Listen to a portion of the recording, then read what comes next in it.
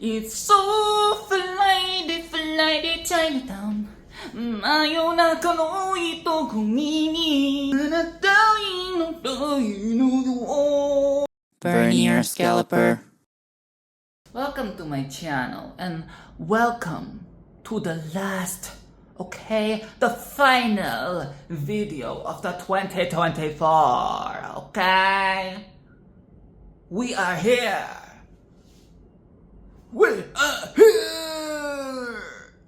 Are you ready to ring in the new year? I will be talking about Puss in Boots. The last wish. I know the word wish, may ring a bell to some of you. Wish, huh? Disney wish. I know it's very triggering. But this film, yes, it's good, it's good. I'm hesitating a bit because, I'm not putting it in my VIP. Let's get into it, let's just get into it and we can figure out. We can figure out as we express our deepest emotions and feelings about this. I almost say stupid. I'm so sorry. I did. Sometimes, it comes very naturally to me. I'm so used to being a hater. So the word stupid, the word idiot, the word, what else? What else do I always use, It comes naturally. Now we should begin things by talking about the art style. Because, yes, the graphics is very good, it's very good. It's a 2022, this film, 2022, the graphics it is skyrocketed, it is very clear, it is very HD, the fur, the hair, the everything, it's crystal clear, it's crisp, it's flowy, it's animated, it feels real, it is very good, there is nothing bad to say about the graphics, but I like how they're playing with the frame rate, because they're creating this, I don't know, fantasy comic book, a little painterly effect during the action scenes. They cut down on the frames, so it looks like it's it has that whimsical vibe to it, which I find like a storybook vibe, And I think that this is very charming. It adds character to this art style because. Now, this is the thing. If we do not have this little effect that they're throwing in here, it will just be another very good graphic, trying to fight with Disney again, fighting the battle of the graphic cards. But no, it adds a little flavor, because the issue with Disney is that, the graphics are so good, yes, very nice, HD, you need very good TV to see every single pixel on the fucking screen. And the characters and everything and all, across the board, across all the Disney films, they all look the fucking same, They all look the fucking same, it is so homogenized, it is so there's no personality anymore, What happened to films having their own individuality? I know they can be under the same production company, and all of that, but... And it's like with the Marvel films, they all just feel the same. And when somebody comes along, some Guardians of the Galaxy, there comes along. And then, it becomes a thing ooh, Guardians of Galaxy is so different. And it's it sticks out from the rest in a good way. And is respected, I hope. Who's not respected for being different? Brave. I'm sorry. I know this. We're not even 50%, 20%. We're not the.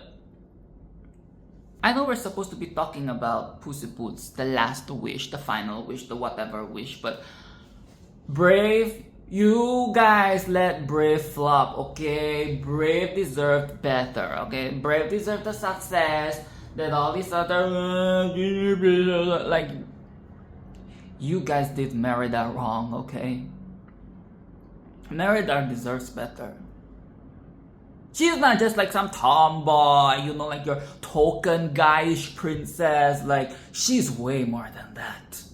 She's way more than your token redhead. Oh, but we have, what's that other one called? Little Mermaid? Ariel? Like, what is that? A font? Okay, let's get back on track. We need to talk about Puss in Boots, okay? Puss in Boots. The ego. Okay, the ego. Okay, I guess we're not promoting him back to my favorite character because...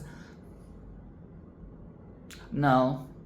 I don't live for the overly dramatic, the melodramatic nature of Puss in Boots right now. No, that is not my type of character. I'm sorry, Puss. You're not getting promoted. He is like the tropes that they're really playing in to the Puss in Bootsness of it all. Okay, the Puss in Boots. You know what the philosophical, like what is the essential? Okay, what is the essentialness of a Puss in Boots? What to make a Puss in Boots a Puss in Boots? Okay, it is just a cat. What is this cat called? This species? I read it up. I can't remember. Whatever. Okay, this cat. What makes this cat a Puss in Boots? And what makes a Puss in Boots a cat? Or rather, what makes a Puss in Boots more than a cat? Yes, that is the question. What is the essential? What is at its core the Puss in Boots? What to make a Puss in Boots a Puss in Boots and not a Puss in Puss? Well, definitely one of the things that make the Puss in Boots a Puss in Boots and not a Puss in Puss is that the ego. The ego is really big. It's big, it's hard, it's thick, and it's throbbing. It's throbbing. I mean, like, it's been throbbing from day one. I mean, that is the reason why he has to fuck all these other lady cats, okay? Because if he does not come, he would explode. And you see the size of this cat. Oh, he will explode. So Mr. Casanova, okay, the ego. I will not retire. I am Mr. Big Cock. I know I'm hot and everybody wants to suck my cock. And I will not retire. Because why? I will not die. But he has already died like, what, 8 times. And he is on his final life. Stop. Stop. And you know why he can't stop? Ego. Okay, I see this. Okay, I mean, like you say, yeah, it's an interesting story. Okay, it's playing into the cat thing. You know, cats have 9 lives, and it's playing into the ego.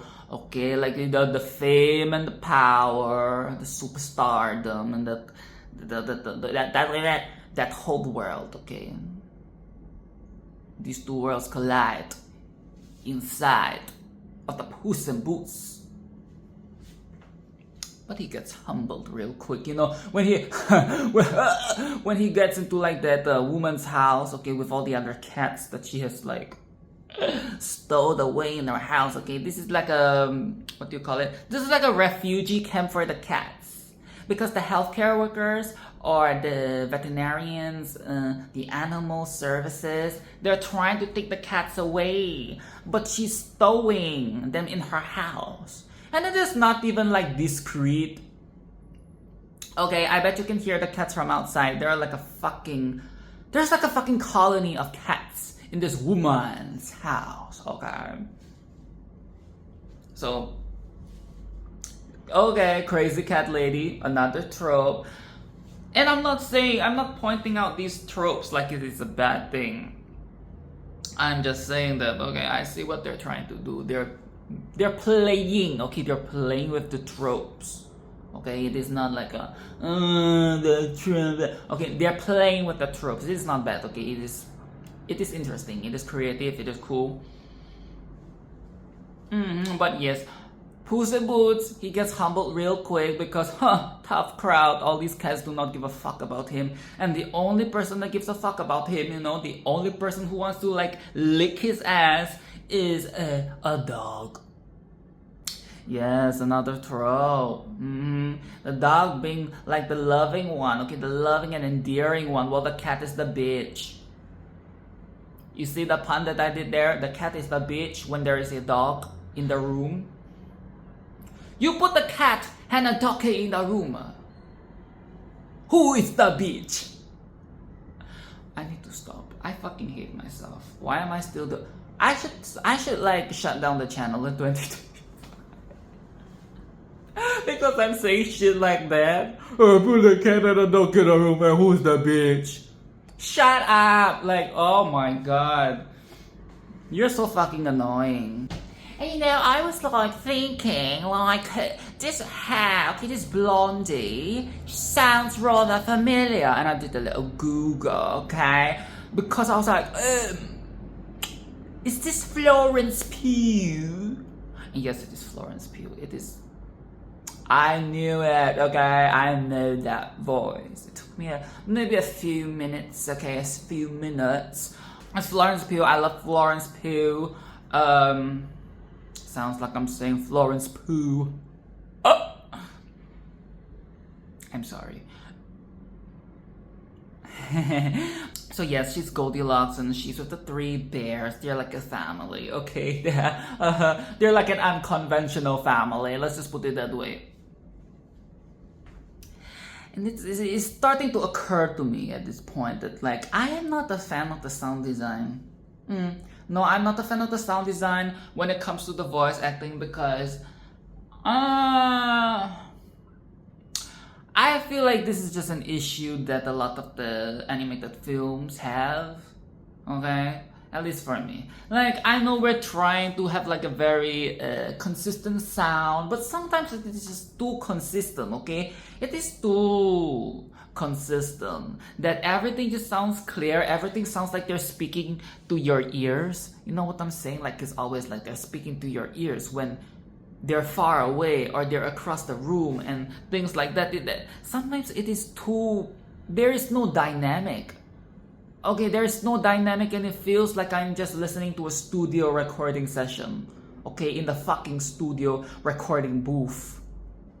It does not feel like I'm in a forest. It does not feel like I am outside. It does not feel like I'm in a mystical realm.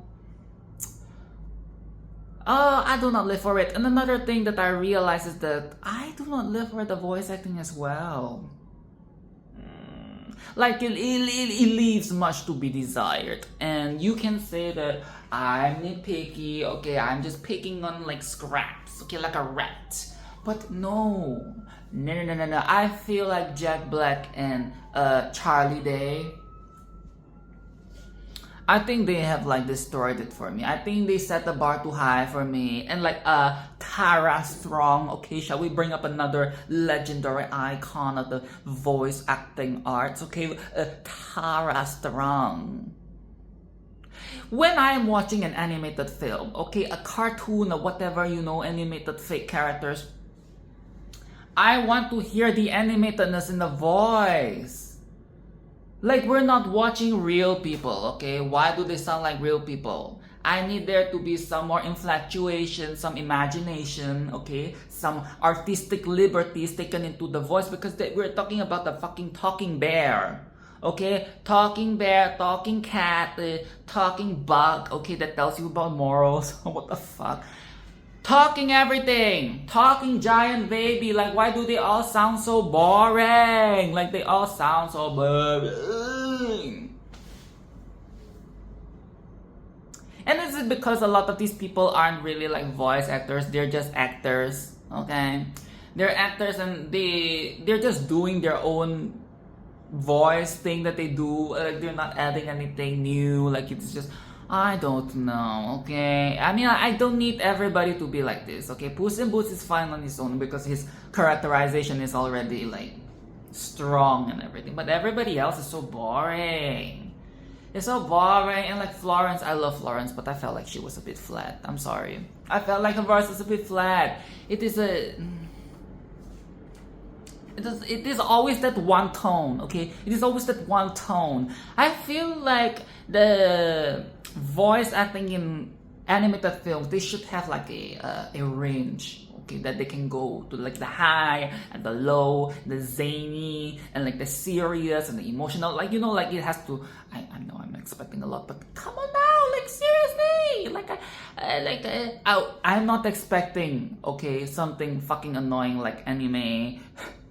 This video is so out of control. This video is off the rails. We're not staying on track in this video. It's just tangents upon tangents upon tangents. But really, I'm not expecting fucking anime voice acting. I'm not expecting. And I feel like these elements just make the overall experience rather lacking for me, because the story is pretty solid, okay? This adventure story, this fantasy story, it is legit, okay? Like the plot, the ideas, it's cool. I like the map. I like them going into this dark forest, and the forest changes according to whoever holds the map. Okay, they all do their own path, and like the world shifts and stuff, and it can get broken. I like all of that, but the voice acting is just lacking. Like with the Shrek films, Shrek is a very powerful main character voice. Fiona is not bad as well, okay, even though she's really like a supporting character. Donkey is a very good characterization, okay? There's a very good voice acting from Donkey. And then we have all the side characters that have so much personality in their voices. They are so colorful. But when you come to Puss in Boots,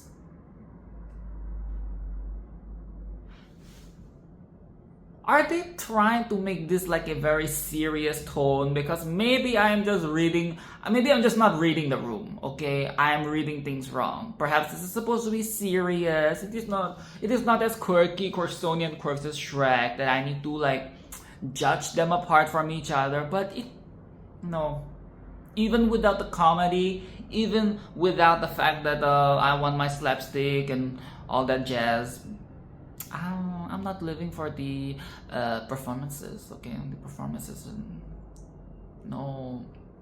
Because when I look back at Shrek, I immediately like, oh, this is...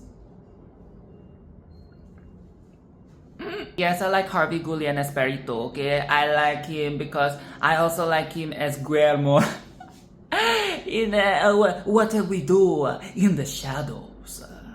Okay, I like him.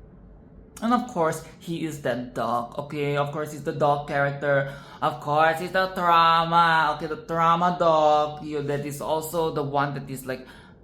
They knew what they were doing with this fucking dog, okay? A dog that has been through trauma, but he's also like a therapy dog. Okay, that is good writing. I have to give them that. That is good writing. That is funny. That is funny. That is like black comedy. That is dark. That is some dark shit. And when he like tells them, trauma dumps them. Oh, you thought you've had a hard life, talking about betrayal and the struggle with fame, okay? What about a family like mine trying to kill me? Literally, the family is trying to kill me. But I survive. Okay, I survive. And you want to compare suffering? You want to compare trauma? You want to compare your little like broken personalities? Guess what? You're looking at the broken person in the butthole, okay? You are staring right into the anus.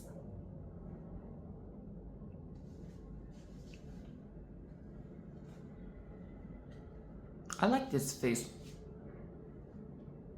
Okay, so Puss in Boots. He has to deal. I like how there's so many baddies in this film. There's so many baddies, like the fucking English bears, okay? The English bears, you know what I'm saying, okay? The English fucking bears, the giant baby with the infinite bag of infinite weapons. And then we have the fucking Reaper, okay? The literal Reaper. That is what they're trying to do, right? With that character, like every time he appears, it's supposed to like a Reaper, like, dun, dun, like, oh, Puss in Boots, your time is fucking up. Your time is like he's coming here to get you, like, death. But you know, we get Softpaws, we get the Softpaws. Okay, Selma's character is cute, but I think her voice acting is a bit lacking as well.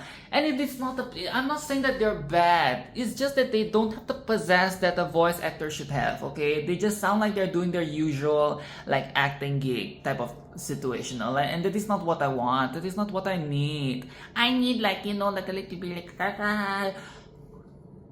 Perito's doing it, but I think Perito's because like he's supposed to be like a bit of like a gag character, okay? But he annoys me sometimes. Okay, we have to make a quick mention about the comedy. It is very vanilla. It is very vanilla. It is very children's comedy. It is like very like PG jokes across the board, which is very disappointing. I'm just going to say it is very disappointing because like when you watch the Shrek films, there's always those adult jokes, okay? There's always the dirty jokes, the double entendres, you know, that the kids can enjoy and the adults can enjoy, you know, the whole like thing. It is not present in this film. At least from what I can remember, you know. It is very vanilla. It is like, maybe like a 5-year-old, 6-year-old, 7-year-old would find this funny, but I'm just like, okay, sure. Like, you know, you can tell. It's like you can tell that they're trying to be funny. You can tell that they're making a joke. You can tell that it is supposed to be a funnier moment. But then not a single laughter came out from this. You know, in the previous film, at least there was the push, the beanstalk, okay, knocking them in the fucking face. That was funny. Minute moments like this, but this, I did not laugh one time.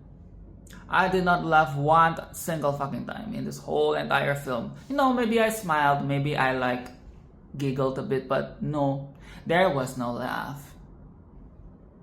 It is very dry. And it is a long adventure as well, you know. They don't even start out like the adventure at the start of the film, you know. There's all this like setting scene before we actually get to the Dark Forest, where it's truly the Hunger Games and Amazing Race 2-in-1 situational. And yes, as I said before, the true obstacle that Puss in Boots is facing is his ego. When he's in that crystal room with the 8 reflections of himself, okay? The 8 past lives, okay? The ones that have died. More like they're the 8 other egos that he have, okay? 9 lives, you mean 9 fucking egos? Oh my god. What is worse than a single ego? 9.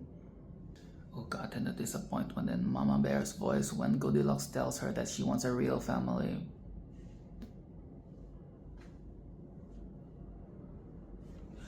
Dude, that was a flop moment. That was a flop moment for Florence Pugh. No. You want a real family? Like the bears are not my favorite characters. Like I find them a bit annoying, to be frank. But you don't think they're your real family? You want a real human? Dude, fuck. Oh, so you think you have the golden hair? Okay, you think you have the golden hair that makes you a more superior, okay, more a higher echelon than the bears, huh? You think you are more superior? You think you are higher on the pyramid? And I find it funny because you share the same colonizer accent as the bears, but you think you are higher than them. And I guess this is like the recurring learning lesson of the film, okay? This is like the Aesop's fables of the film, okay? Like it is all about the selfishness, it's all about the ego and the whole idea of the wishes, okay? What is the philosophy of granting a wish, or wanting a wish and making the wish come true? What are all the elements associated with that wish? Why do you wish that?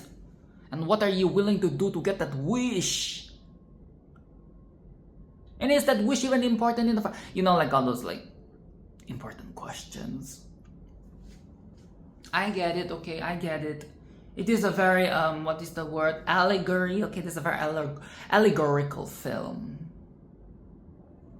Okay, but we have to give an honorable mention to the gatito that Selma had gifted Puss in Boots, because Puss in Boots would not be alive if it wasn't for that little butter knife. Okay, that butter knife, the gatito blade, that is a power of love. That is a power of true love.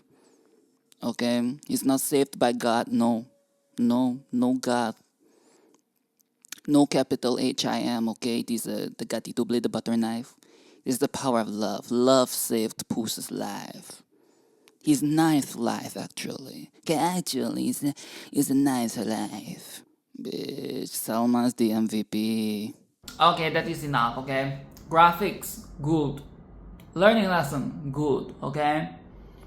Voice acting, very mid. Characters, very mid. The character design, though,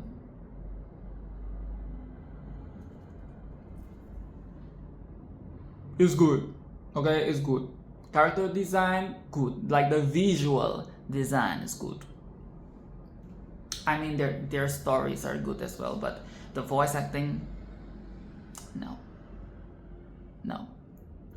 The Shrek, okay, the main franchise of Shrek, the Shrek films, that offers better voice acting than Puss in Boots. I mean, like, I guess I can recommend it if you like the fantasy adventure film that is like vanilla and safe for kids. But if you're expecting something a little bit more outrageous and like off kilter and you know, like if you're expecting something like Shrek, you're not going to get it here. This is a bit serious. This is like Puss in Boots is for the people who want the more serious version of the Shrek films, okay? A less chaotic version of the Shrek films. Let's just put it that way. And again, perhaps this is what they're trying to do, okay? They want to make a more serious version of the Shrek films. It's not what I'm here for. Thank you for watching my video.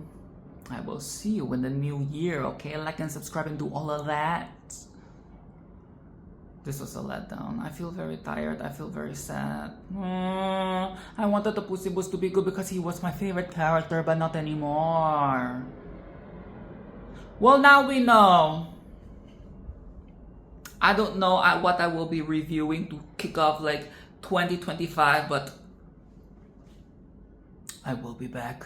And when I'm back, you will find out, okay? Thank you. I've not done this in a very long time, you know, like going down into like the bottom